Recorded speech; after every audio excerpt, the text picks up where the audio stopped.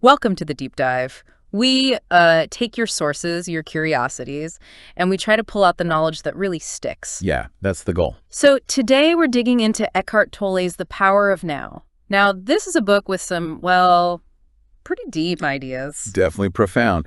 But our plan is to really focus on the practical takeaways, Yeah. Keep it clear, keep it useful. Right. We don't want to overwhelm anyone.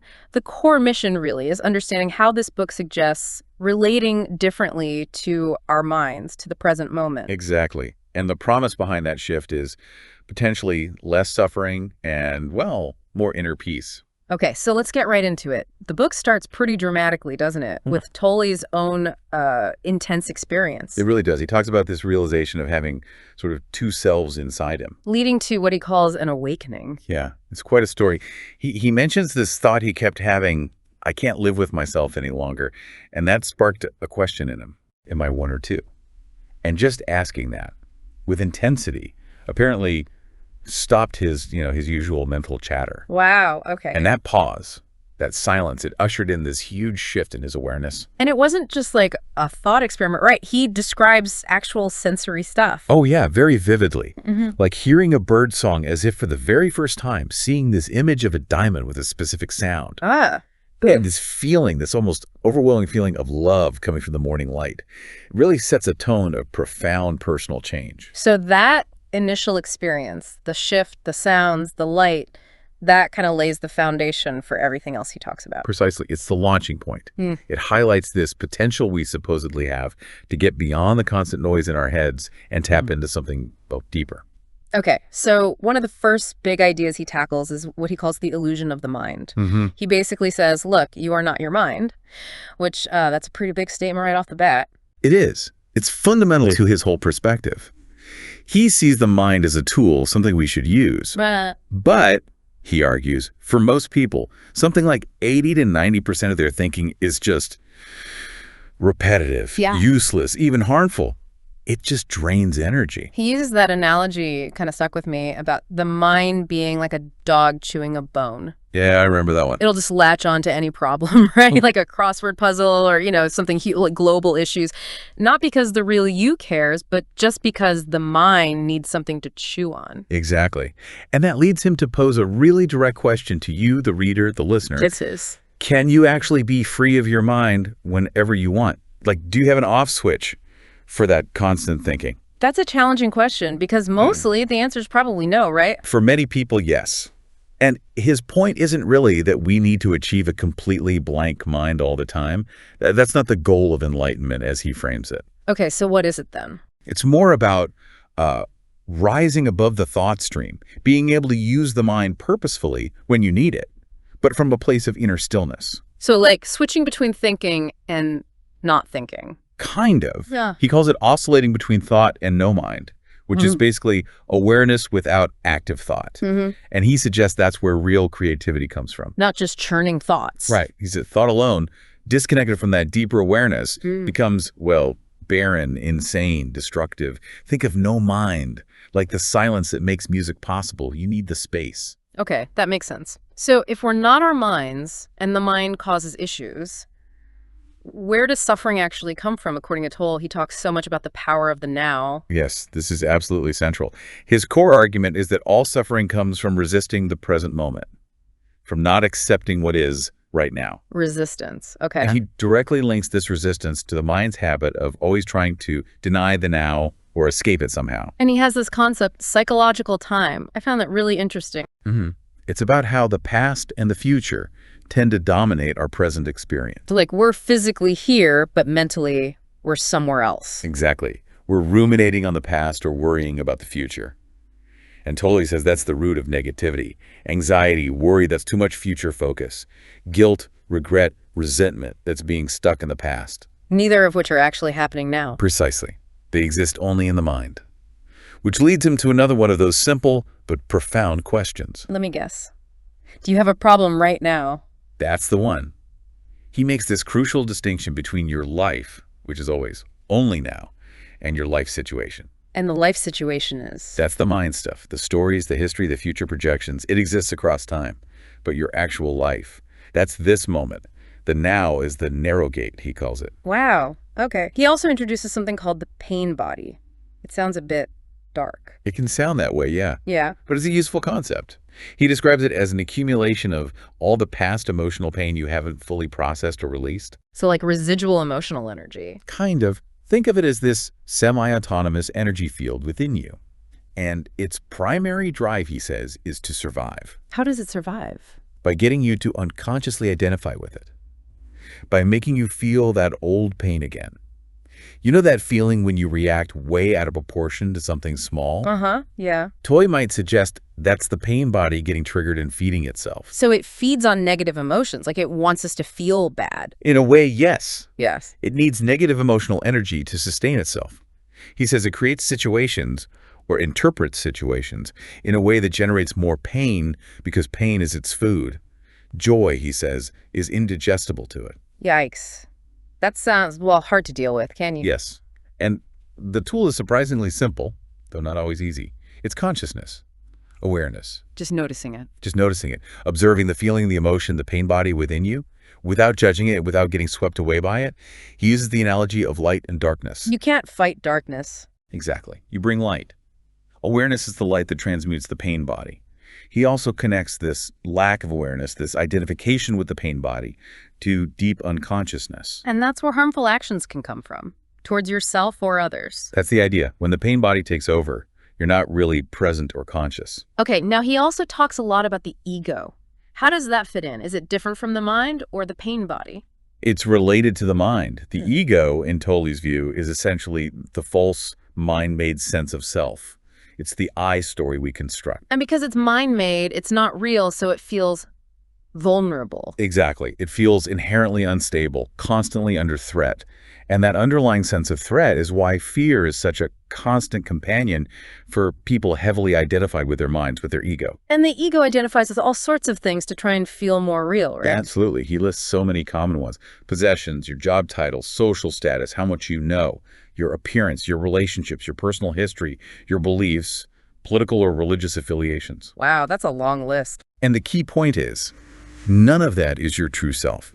It's all external or conceptual stuff the ego clings to. It sounds like a recipe for constantly needing more. It really is.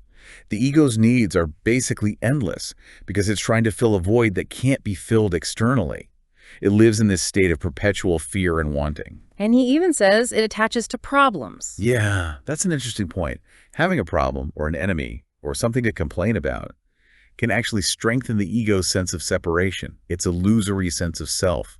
Letting go of a grievance can feel like losing a part of yourself to the ego. So how do we start to loosen the grip of all this? The mind, the ego, the pain body. He talks about accessing presence. That's the core practice.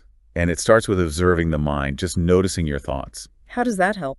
Tolle says that when you become the watcher of your thoughts, you withdraw energy from the mind's compulsive patterns. Identification fuels the mind. Observation creates space.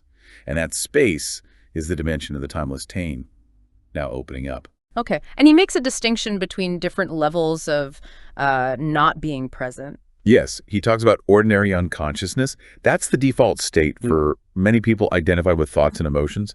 Feeling that kind of low-level background unease or dissatisfaction, just sort of running on autopilot. And the other level is deep unconsciousness. That's when things get more intense. When the ego feels seriously threatened or the pain body gets activated, intense anger, fear, depression, that's deep unconsciousness. He suggests a really simple check-in, doesn't he? Asking yourself, am I at ease at this moment? Right. It's such a powerful question. Yeah. Because if you're not at ease, it points to some form of inner resistance, some non-acceptance of the Pambo. Paying attention to your thoughts, your feelings, even tension in your body, it all reveals resistance. And the alternative to that resistance is just being. Exactly. He talks about the joy of being as our natural state. It's not something you have to achieve. It's what's already there when the compulsive striving away from the now stops. Presence brings stillness, peace, and a detachment from worrying about future outcomes. Okay, which brings us to surrender and acceptance. This is another one that can sound a bit passive, like giving up. It's a really common misunderstanding. Tolle is very clear that surrender isn't fatalism or doing nothing. It's simply profoundly accepting the present moment exactly as it is. Even if it's unpleasant. Especially if it's unpleasant, because resistance to the unpleasantness is what creates the suffering, not the situation itself, usually. And he stresses that this acceptance is perfectly compatible with taking action. How does that work? Acceptance and action. He calls it surrendered action. It means you accept the now, and then, if action is possible or necessary, you take it. But without inner resistance or negativity. The action arises from a place of presence, of being. And that changes the quality of the action. Dramatically, he argues. It infuses the doing with a different energy, leading to better results. Often, but more importantly, aligning the action with a deeper consciousness. He actually says the quality of your consciousness now is the main determinant of the future. So surrender becomes the most powerful thing you can do for positive change. Accepting difficult situations frees you from negativity around them. Yes, and sometimes, paradoxically, that very acceptance can allow external conditions to shift. When you stop resisting, you stop feeding the situation with negative energy. Now, here's something that might seem a bit different. He talks about transformation through the body. What's that about? Yeah, it's an important piece. He notes that some spiritual traditions have historically kind of denied or downplayed the body, maybe seeing it as base or animalistic. Right. But Tolle flips that. He suggests feeling the inner body, the aliveness within, is actually a very direct way to connect with being, to get beyond the constant chatter of the mind. The inner body, what does that mean practically? How do you feel it? It's not about focusing on the physical form, aches or pains. It's more about sensing the subtle energy field, the life force that animates the physical form. He says our usual perception of the body as just dense matter is a misperception. So the truth is kind of hidden within the body. That's the idea. The body becomes a point of access. He suggests simple practices. Just feel the stillness inside your hands, sense the energy in your feet, pay attention to your breath flowing in and out, bringing awareness inside. And connecting with this inner body leads somewhere. He says it can be a doorway to the formless, the unmanifested, that source of deep stillness, peace, and joy he talks about. It grounds you in being. Okay, so the inner body is one way in. Are there others? He mentions portals to the unmanifested. Yes. He lists several potential gateways back to that source, that formless dimension. Like what? Well, the inner body, as we just discussed, also the cessation of thinking moments of mental quiet, maybe achieved through watching the breath or intense observation. The now itself is the main portal, really. Silence. Space. Yes. Silence, not just absence of noise, but inner stillness. Space, both outer space between objects and the inner space of awareness. Even the concept of nothing. Nothing as a portal. Yeah, the space between thoughts, the pause between breaths, those moments we usually overlook. And he also briefly touches on conscious death as a portal described in some traditions and near-death experiences. But the common thread seems to be presence. Absolutely. Presence is the key that unlocks all these portals. Being fully here now allows you to sense that deeper dimension through any of these gateways. Okay, lastly, how does all this apply to love and relationships? That's a huge area for most people. Right. And he offers a perspective shift here, too. He defines true love not as an emotion or dependency, but as a state of being. A state of being. Yes, the recognition of oneness with another, felt in the stillness of presence.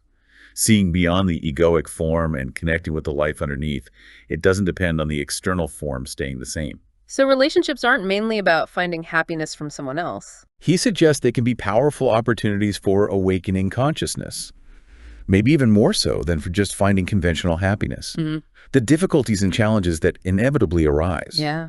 They bring our unconscious patterns, our pain bodies, our egoic reactions right to the surface where we can see them, if we choose to be present. So conflict can actually be useful if you're present. Exactly. If you can observe your reaction, your defensiveness, your pain body flaring up, without automatically acting it out, you create space, a space of awareness where transformation can happen within you and potentially within the relationship. Wow. Okay, this has been quite a journey through the power of now, a lot of deep concepts. It really is. Yeah. But the core message, it kind of boils down to this.